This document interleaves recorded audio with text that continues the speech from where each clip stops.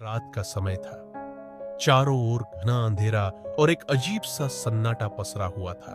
रमेश और उसके दोस्त साहिल, अमित और दीपक एक पुरानी जीप में बैठे सुनसान रास्ते से गुजर रहे थे। वे एक ऐतिहासिक जगह घूमने निकले थे, लेकिन रास्ते में उनकी जीप अचानक खराब हो गई। कोई आबादी नहीं थी, सिर्फ दूर तक फैला एक वीरान इलाका। कुछ दूर चलने पर उन्हें सामने एक गांव दिखाई दिया। गांव देखने में बहुत पुराना और उजड़ा हुआ लग रहा था। कुछ घरों की दीवारें टूटी हुई थीं और खिड़कियों पर जाले लगे थे। सबसे अजीब बात यह थी कि गांव में एक भी इंसान नजर नहीं आ रहा था, लेकिन घरों के अंदर जलती हुई धीमी रोशनी यह इशारा कर रही थी कि कोई वहां मौजूद है। रमेश ने दरवाजा खटखटाया, लेकिन कोई जवाब नहीं मिला। तभी अंदर से हल्की हल्की सरसराहट सुनाई देने लगी। अमित ने खिड़की से झांका तो उसे एक परछाई तेजी से गुजरती हुई दिखी। उसके रोंगटे खड़े हो गए। ये जगह ठीक नहीं लग रही यार, हमें यहां से निकलना चाहिए, अमित ने घबराते हुए कहा। लेकिन दीपक ने मजाक में इसे हवा में उड़ा दिया। डरने की जरूरत नहीं, शायद कोई बूढ़ा आदमी हो, कहकर उसने दरवाजा जोर से खटखटाया। इस बार दरवाजा अपने आप धीरे धीरे खुल गया। अंदर का दृश्य देखते ही उनके होश उड़ गए। एक बूढ़ी औरत जमीन पर बैठी थी।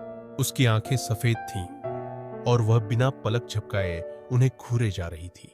साहिल ने डरते डरते पूछा, माँ जी, क्या हम यहाँ रात बिता सकते हैं? हमारी गाड़ी खराब हो गई है। लेकिन औरत चुप रही। उसके चेहरे पर अजीब सा भाव था, जैसे वह कुछ कहना चाह रही हो लेकिन कह नहीं पा रही थी। अचानक पीछे से किसी ने दरवाजा बंद कर दिया। वे सब डर के मारे पलट, लेकिन वहां कोई नहीं था। तभी बूढ़ी औरत के होठ हिले और उसकी खुरदुरी आवाज गूंजी, तुम्हें यहां नहीं रुकना चाहिए था। यह गांव अब इंसानों का नहीं रहा।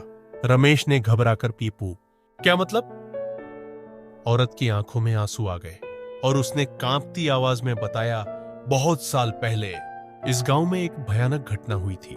यहाँ के सभी लोग एक रात रहस्यमय तरीके से गायब हो गए। उनकी चीखें सुनी गईं, लेकिन कोई भी नहीं जान पाया कि वे कहां गए। इसके बाद जो भी इस गांव में आया वह कभी वापस नहीं लौटा।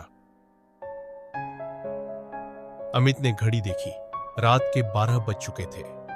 तभी अचानक पूरे गांव में अजीब सी हलचल होने लगी। दूर बने एक पुराने कुएं से अजीब सी धुंध उठने लगी और गांव के चारों ओर छायाएं दिखने लगी। उन परछाइयों के पास कोई चेहरा नहीं था, लेकिन उनकी लाल आंखें जल रही थीं। अचानक दीपक जमीन पर गिर पड़ा और उसके शरीर को कुछ अदृश्य शक्ति घसीटने लगी। वह चीख रहा था, लेकिन कोई भी उसकी मदद नहीं कर पा रहा था। तभी बूढ़ी औरत ने जमीन से राख उठाई और मंत्र पढ़कर उसे दीपक के ऊपर फेंका। अचानक सब कुछ शांत हो गया। यहाँ की आत्माएं तुम्हें जिंदा नहीं छोड़ेंगी, औरत ने हड़बड़ाते हुए कहा। तुम्हें सूरज उगने से पहले यहां से निकलना होगा, वरना तुम्हारी आत्माएं भी इस गांव में फंस जाएंगी।